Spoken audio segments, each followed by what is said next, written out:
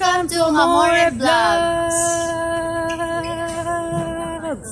Ang mura po is Dumodo. Nakatulog ang dalawang kolokoy. Ang nanay tulog. Ang anak tulog. Borlog, parehas po sila borlog. Huwag pong maingay dahil naboborlog po sila. Ayan na po si Batik.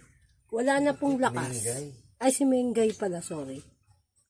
Wala na pong lakas si Mengay. Naubusan ng lakas sa kakalaro sa sarili niya. Nilaro ho niya sarili niya kanina, nililibang po niya sarili niya. Ni may anak ko, ayan na po, unting-unti na pong tinataas ni Mengay ang kanyang ulo. Nangangawit na po siya. Tulog ka ba talaga, Mengay? Ikaw, Muning, tulog ka ba? Ayaw po tumingin ni Muning. Muning, tulog ka? Muning? Muning? Ayan. Nangisnab po si Muning. Ayaw po niya mamansin. Pero pagdating po sa buto, Muning, may buto tayo, Muning. Ay, ito na, pagkain ni Muning. Ayan na po. Nakarinig lang po siya ng konting salitang pagkain. Gumising na po si Muning. Pero si Mengay, wala pa rin pong energy. Abangan niyo po mga susunod na kabanata sa dalawang pusang to, ang mag-inang si Mengay at si Muning. Babay ka na, Muning. Babay na.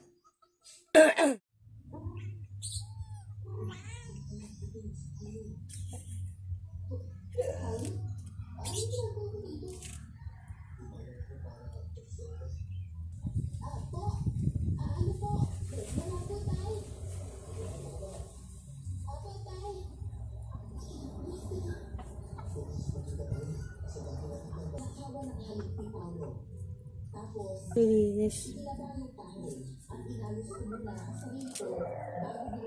Ano yun? Ano yun? Ano yun? Ano yun? Ha? Mengay? Mengay? Mengay? Parehas silang tulog, guys. Wala tayong magagawa.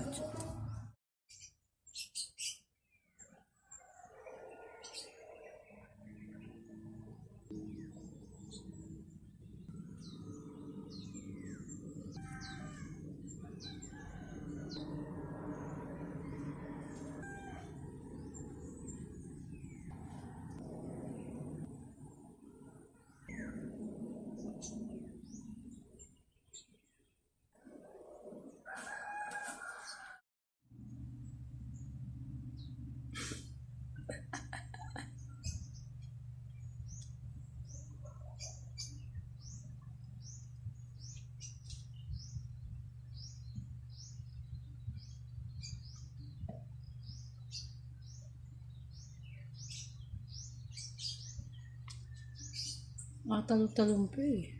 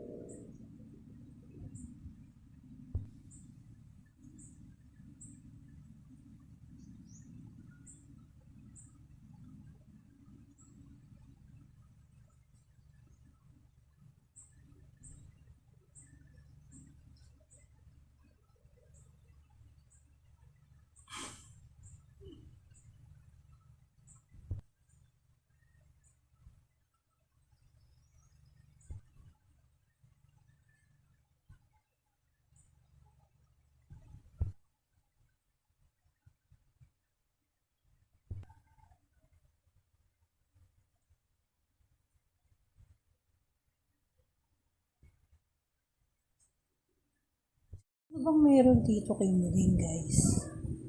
Hindi siya nakakapasok dito sa bahay namin. Pero guys, naawa na lang ako kasi gusto niyang matulog.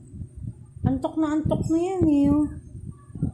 Napakabait nitong pusa nito, guys. Napakadami niyang inalay sa amin, guys, na yung mga daga, guys, grabe lahat, pinagpapatay niya lahat ng mga daga dito sa amin. Oo, tas gusto niya lagi nagbabantay dito sa amin, sa bahay, sa labas namin. Kaya sobrang bait nito eh. Hindi naman namin siya talagang pusa. Hindi siya sa amin, hindi namin siya talaga totoong pusa, guys. Nung tumira kami dito, ayaw nga ni Mahal sa kanya. Ayaw nga ni Mahal sa kanya, guys eh. Hindi naman namin pusa.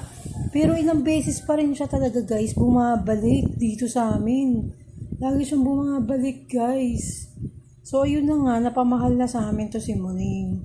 Hanggang sa nagkaroon na siya ng anak, guys. 3 anak niya. Kaya lang yung 2, pinatay niya eh. Guys, ayaw niya ng yung 2 anak. Siguro alam niyang nangihina yung anak niya, ganon. Kaya yung isa lang na hindi namin inaakala na mabubuhay, yun lang ang binuhay niya, yung kulay puti na anak niya, si Mengay. Guys, so ayun lang yung mga kwento-kwento. Lagi siya nakabantay sa amin talaga. Minsan may iniisip ko na lang baka si Papa to, binabantayan ako. Oo guys, lagi talaga, nagbabantay siya talaga. Tsaka napakabait nitong pusa na to. Natapakan ko nga siya dati. Pero hindi niya ako kinalmot, guys. Takot nga ako nung baka nakalmot niya ako. Pero hindi niya talaga ako kinalmot. So, yun lang yung mga kwento-kwento natin dito kay Muning. So, tinanong, na antok siya, guys. So, antok na antok yan. Kahit antok na antok siya, ayaw niya, gusto niya talaga nagbabantay. Gusto niya pumapasok lagi sa bahay namin. So, ngayon ko lang siya pinayagan ulit, guys, na makapasok dito sa bahay. Kasi nga nakakaawa.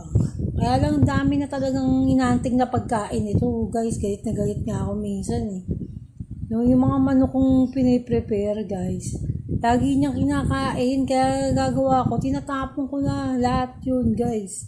Pinamimigay ko na lang sa mga aso dito. Kaya boy na boy yung mga aso dito. Pero ngayon, guys, natututo na siya. Hindi na siya nag-aano ng mga pagkain. Kahit may mga pagkain ako dyan hindi niya na inaano yun, guys. Natuto na siya. No? So, ayun lang yung kwento namin about Muning. So, ilang taon na rin si Muning sa amin. Siguro naka 1 year na sa amin to si Muning, guys. Kaya siya payat, guys. Mapili siya sa pagkain. Sobrang pili nito. Lahat ng masasarap na niluluto ko, guys, kakainin niya. Ayaw niya ng pangit ng luto, pangit ng lasa ng luto. Kaya nakakatuwa. Tuwan-tuwa ako dito. Pag hindi niya kinain yung pagkain na luto ko, ibig sabihin pangit ang lasa nun. So, nagpo-food taste, guys. Nakakatawa lang na, guys.